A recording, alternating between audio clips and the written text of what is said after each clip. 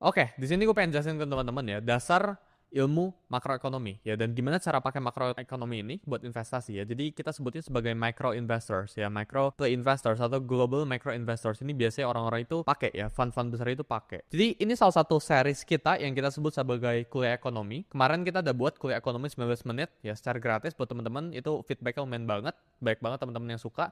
Di sini kita buat ya kuliah ekonomi versi makroekonomi ini ya. Jadi gue pengen sharing ke teman-teman cara singkat kayak gimana. Ini basically kuliah gratis ya, lu nggak perlu bayar manapun.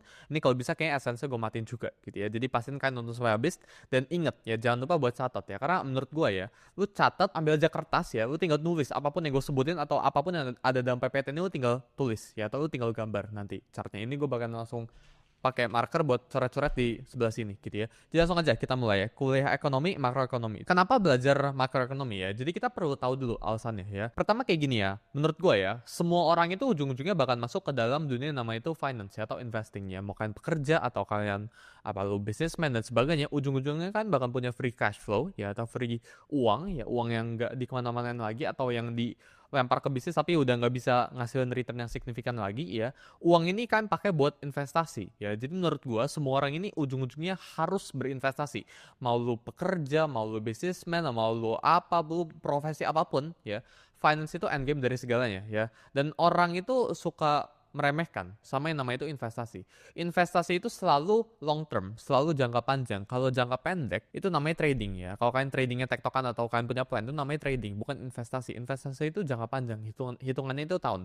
Dan ketika teman-teman itu pengen yang namanya itu investasi, lu harus pahamin yang namanya itu makro ekonomi yang terjadi dalam suatu negara.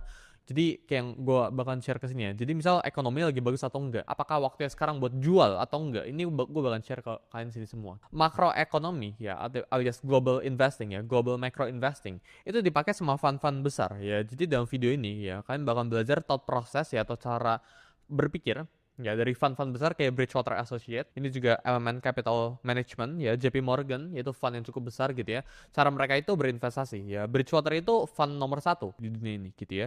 Jadi kenapa kan harus belajar ekonomi ya, makroekonomi lebih tepatnya ya, ekonomi kemarin ya, sekarang makroekonomi, karena ini essential ya, ini kebutuhan primer kalian ya. Orang rasa itu pada nggak butuh ini, tapi ini kenyataannya itu kalian butuh ini ya, kan butuh belajar ekonomi karena ujung-ujungnya dari segalanya, tombak dari segalanya, yaitu financial market. Jadi langsung aja kita masuk ya. Jadi dalam makroekonomi ya, kita sebut ada 5 faktor yang lumayan penting ya. Yang pertama itu inflasi ya, GDP, Gross Domestic Product gitu ya. Suku bunga ya, terus ya unemployment rate ya, alias NFP kita sebutnya, sama economic cycle. Jadi ini 5 faktor yang menurut gue kan harus perhatiin, dan gue bakal jelasin gimana cara bacanya, gue bakal kasih contoh kayak gimana, dan gimana cara manfaatinnya